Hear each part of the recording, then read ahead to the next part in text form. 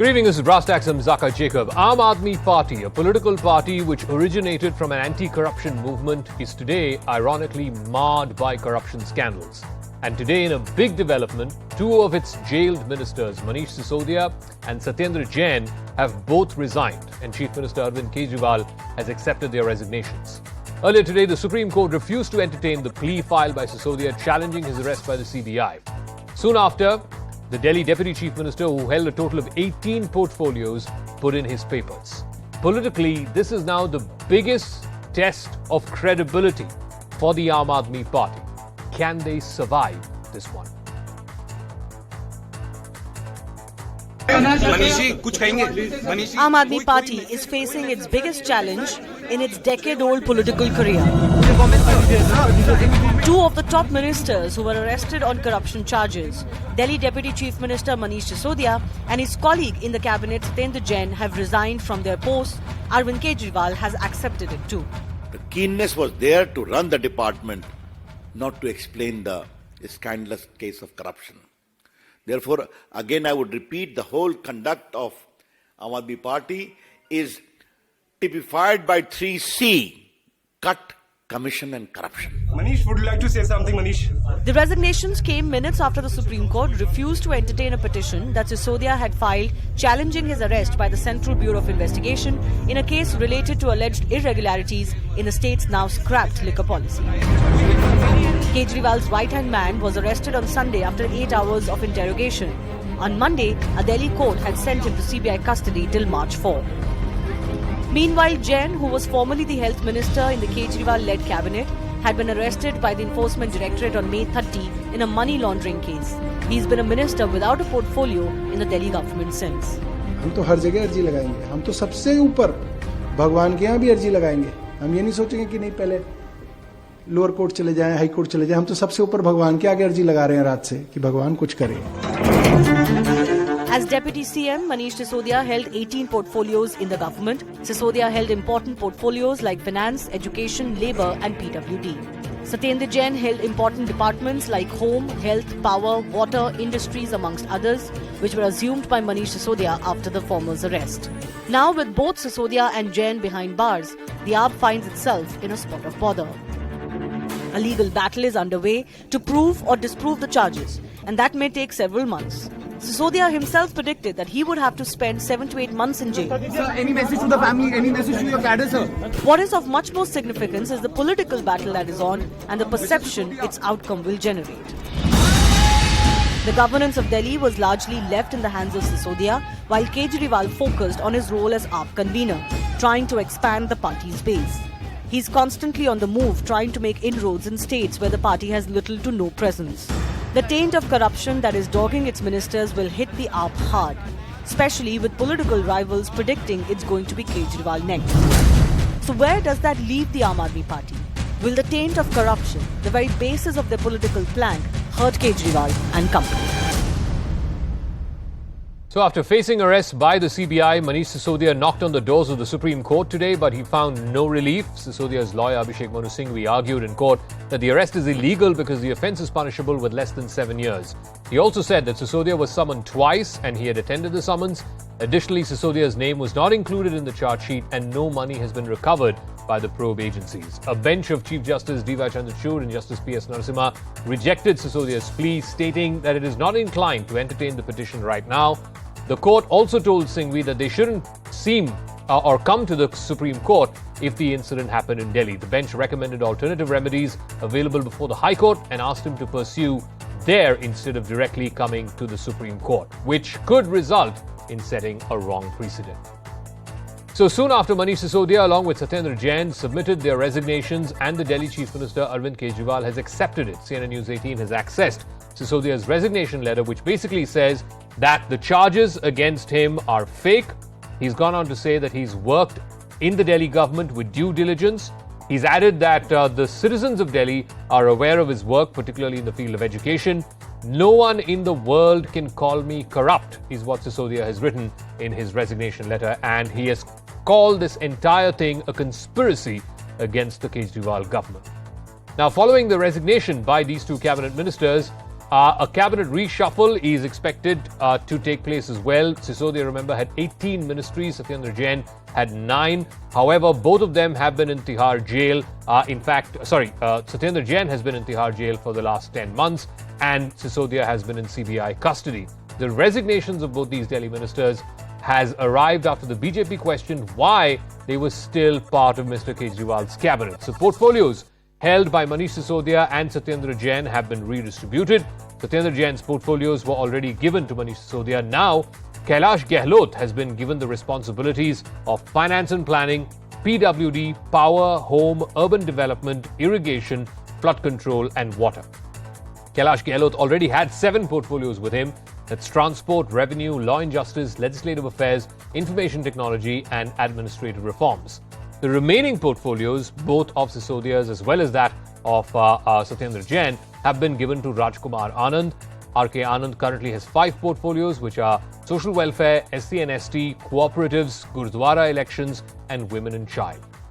Let me go across to Rupashri Nanda, who's joining us live. So for now, these additional portfolios have been asked to be shared between Kailash Gehlot and R.K. Anand. The question, though, is why have the resignations come today, Rupashri? What is the political backstory? Mr. Jain has been in jail for the last 10 months. Sisodia has been in CBI custody. Why choose today to tender their resignations? Well, Zaka, that is a question that everybody has been asking. In fact, until afternoon today, there was a feeling that, Arvind Kejriwal is going to dig in his heels and is not going to ask for the resignation of Deputy Chief Minister Manish Sisodia, especially when he has stood by Satyendra Jain for close to 9 to 10 months. But today, actually, we are learning from our sources that Manish Sisodia wrote that resignation letter. If you look at it very closely, it does not have a date. So he wrote that resignation letter today. Arvind Kejriwal waited for the Supreme Court to see whether the Supreme Court would give any relief or not. Had the Supreme Court given any relief today, then perhaps Arvind Kejriwal would not have taken the decision that he did. But with the Supreme Court actually turning away the plea and asking the Aam Aadmi Party to go to the High Court, exhausts its tools available to it in the High Court for remedy, and then knock on the doors of the Supreme Court, Arvind Kejriwal realized that it is perhaps going to be a very long haul. It may not be, but it looked like as if it could be, because going by the precedents, if you look at people who are close to him, Satyendra Jain also was close to him. He has been in jail for close to 10 months now. Now look at the other person, Vijay Nair. Vijay Nair has been in jail for close to 4 months now. So if something like that would happen to Sisodia, then who is the person who is going to present the budget? Who are the people who are going to handle all those portfolios? Plus, that was one key factor which played on his mind. The second factor, of course, was that the budget had to be presented and somebody had to present the budget. What if Manish Sisodia is not out by then? And therefore he took the decision, he bit the bullet and has reallocated or distributed Manish Sisodia's portfolios between his 2 ministers. For now, there will be no new minister who will be inducted into the cabinet. Arvind Kejriwal clearly cutting his losses and trying to focus on expansion plans, because the last point I wanted to make... Yeah. We'll have to leave it at that. Thank you very much for your time. We will see how this plays out. Delhiites, meanwhile, are completely shell-shocked.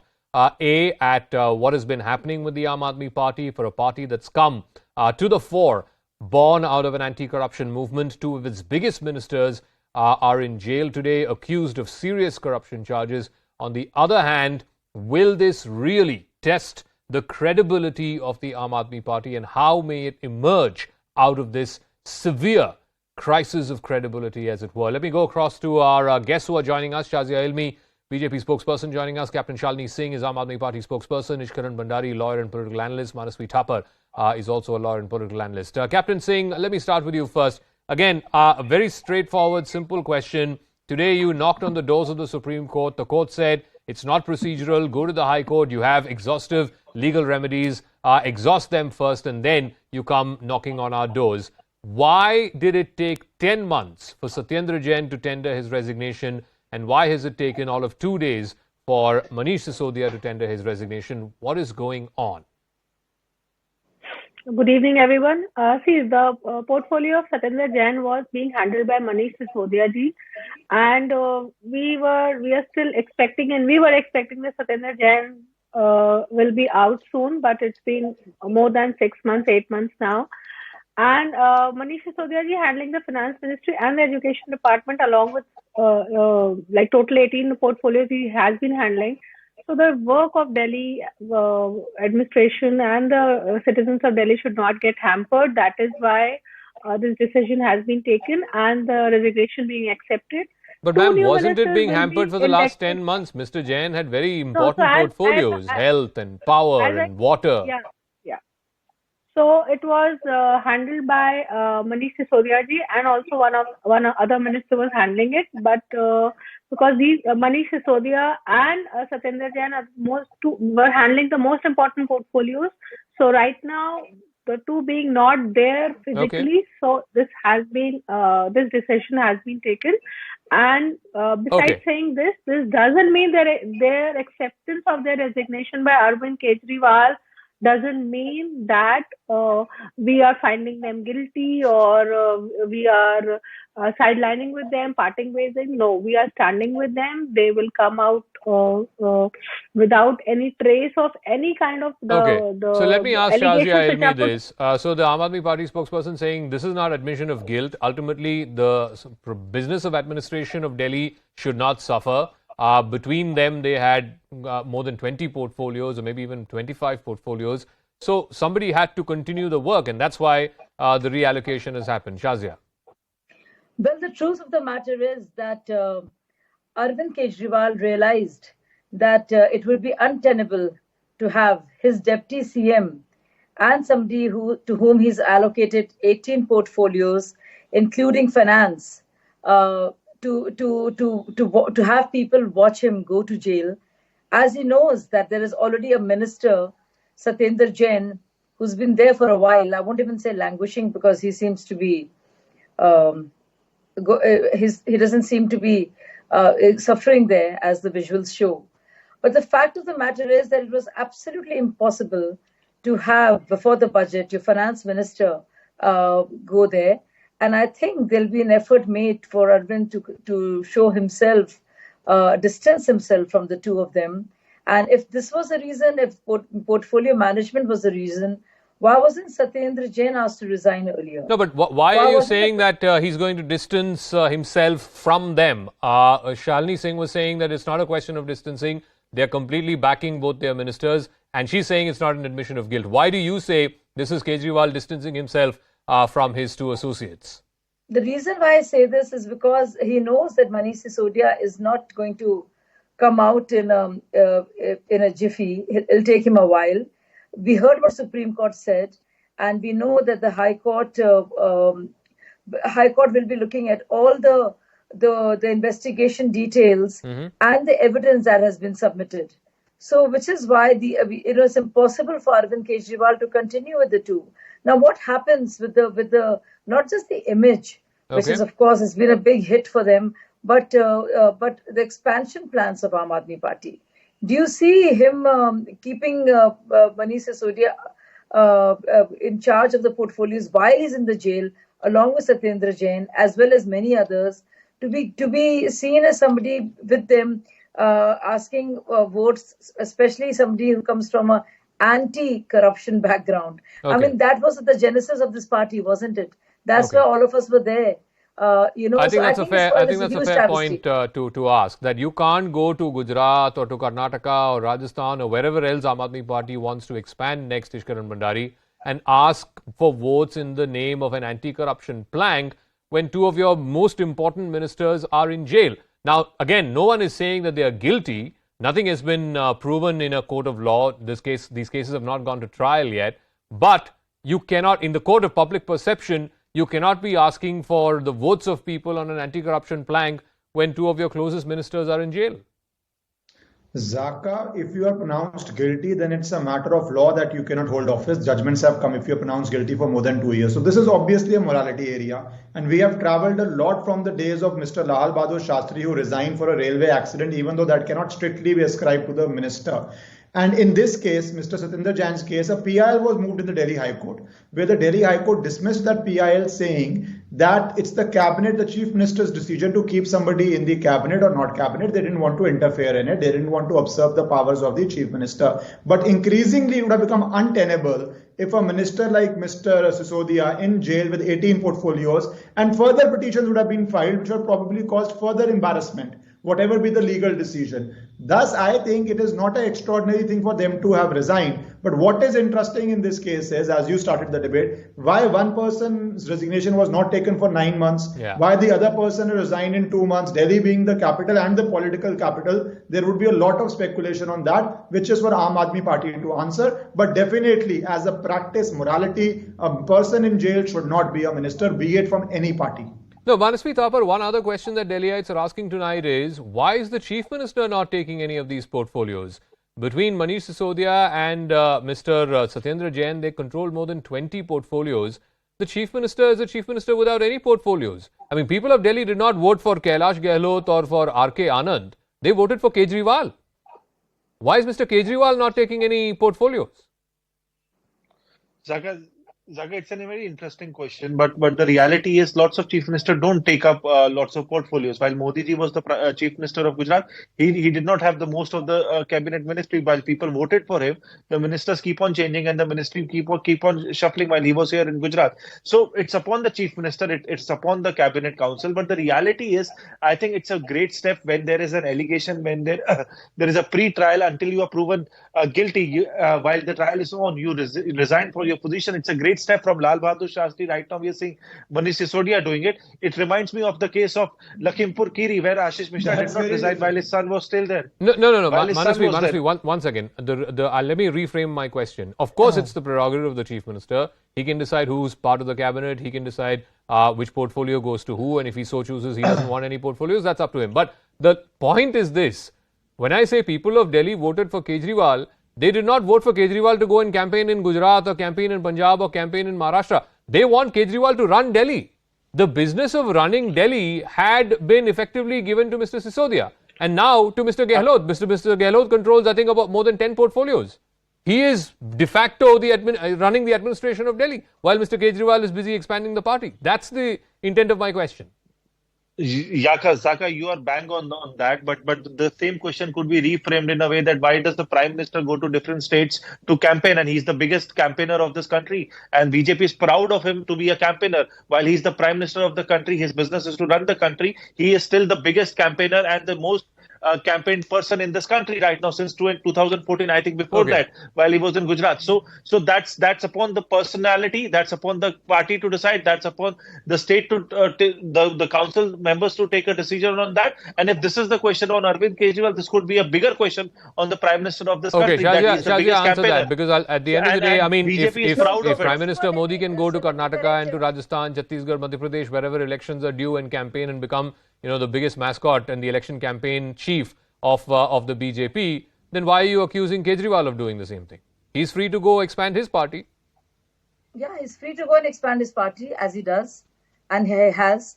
But the fact of the matter is, our Prime Minister has several portfolios which he looks after, and of course, this need to compare everything with the Prime Minister. I mean, you can't fault it on any ground. But the fact of the matter is that while even if he was the Chief Minister of Gujarat, were there any state ministers who went to jail? Was there any corruption? Was there any scam under the watch of CM Modi ji and as the PM too? So, that you can't compare apples with oranges. Here is a matter of corruption and a serious one at that, coming from a party which actually gained in stature and is there presently only on account of being an anti-corruption party. No, very quickly, will you also, I think Manasvi or someone asked the question, Mr. Teni's son reportedly, allegedly ran down farmers. Mr. Teni is not resigned till date. You're saying it's not comparable? Yes. Yeah, tell me, if Mr. Sisodia's children were involved in any way, we should not have expected, we would not expect Manish Sisodia to be going to jail for that. Okay, all right. So, I mean, let me ask Captain Shalini Singh. I think one of the points that Shazia made, I think it's well taken. The continuance of these ministers had become untenable. Clearly, your party chief can't go to all of these other states and ask for votes when two of his closest associates are in jail for corruption charges. And most importantly, what she said, this is Mr. Kejriwal's way of distancing himself from both Sisodia and Satyendra Jain, because tomorrow, if something were to stick, and I'm not saying that it will, but if something were to stick on either of these two gentlemen, then Kejriwal has sufficient distance from them.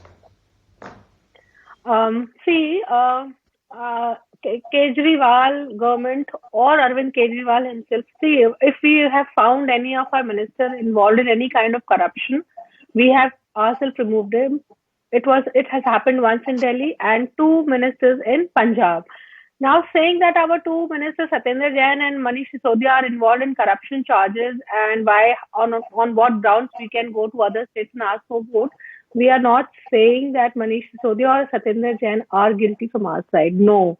The BJP, the central government are using their CBI, ED and all their investigating authorities, misusing their investigating authorities and trying to put these kind of pressure. It is like their Operation Lotus failed on Manish Sisodia. So now they are trying to harass him like this. They are trying to bring down the Kejriwal government. They are trying to bring down the growing popularity of Kejriwal. And no one is stopping Kejriwal to go to other states. No, but Captain Singh, tell me this. How does it make any logical sense, and how does it appeal to people in other states when your party, born out of anti-corruption movement, and 2 of your ministers are in jail accused of corruption? Definitely. How can you go with, as they say in Hindi, आप कौन से मुंह से आप vote मांगने जाएंगे? बिल्कुल we will our resolve is more than strong to go to the people and tell what is the truth, how the political vendetta is being settled by the BJP government, how Modi is misusing all the agencies and using it against the opposition to bring them down. So we have a better resolve to go to the people of other states and to reach out to the rest of the India and tell that beware of these kind of why they are not doing anything against Adani. Why every opposition minister is corrupt right now. Okay, so let me go to Ishkaran and ask him 2 things. One, this accusation that ED, IT, CBI, all these raids are happening and arrests are happening only in the case of opposition leaders. In fact, in the case of, there are many BJP leaders, and I'm sure it's doing the rounds of WhatsApp, I'm sure you've seen it as well. Many who were in the opposition joined the BJP and suddenly cases against them have been dropped. Is that a fair argument coming from the opposition? Zaka, that's a political argument which they will make to the public, but legally it doesn't help. There is no negative Article 14. There is no negative right to equality that I believe X is corrupt, so I am corrupt, don't prosecute me. They will have to fight their own case legally. While politically they are making their allegation, and BJP answers that by saying that the cases are going on, we have not withdrawn any case, and even in cases of Robert Vadra, we have not managed to reach a conclusion. So that is a political argument. But legally speaking, there is no argument you can make in court that ED is being misused if in court or in CBI court you cannot prove that the case against you is not bona fide or legitimate, which they are not seeming to succeed in case of Mr. Jain and initially in case of Mr. Sisodia. I also want to ask Manasvi Thapar, no one from the Aam Aadmi Party since this case broke has been able to give a justification or a reasonable or a logical explanation as to why the excise policy was changed, that profit of margin for private players was increased from 5% to 12%. Who took that call? Why? Why was that policy changed? The exchequer had to suffer losses and private players benefited. Nobody is explaining that. Nobody is giving a cogent, logical argument for that. Zaka, this is very interesting, and it is very interesting for the audience to also know. Allow me 45 uninterrupted seconds. This is not the first time the exchequer had to suffer this loss, financial loss. This could be debatable. This policy was wrong, someone benefited, didn't benefit, but this has happened in various state governments, and I can say out loud and clear, in Uttar Pradesh this happened in 2018. Beer and country liquor was reduced by 50% and 25% respectively, which was recently only changed. In Karnataka this happened, beer was reduced, the excise duty was reduced by 35%. In Haryana it was reduced by 50% in 2019. Goa and Assam respectively all the liquor products were the excise duty was reduced by 25%. This have happened in the past. No, one second. No, Manasvi, one second. I think there's a distinction there. Cutting excise duty on liquor, all state governments have done, or increasing excise duty on liquor, all state governments have done. I'm not talking about that. I'm talking about profit margin for private players was increased from 5% to 12%. Why? So all this, will that amount to corruption? Will that amount to loss to exchequer? There are two different things. If this amounts to loss to exchequer, this could be debatable. It's a policy decision. We can debate that, and that is why this is all a democratic setup.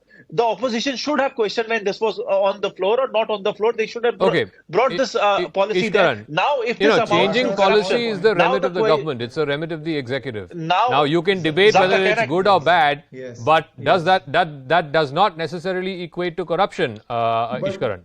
But Zaka, that is not the facts of this case.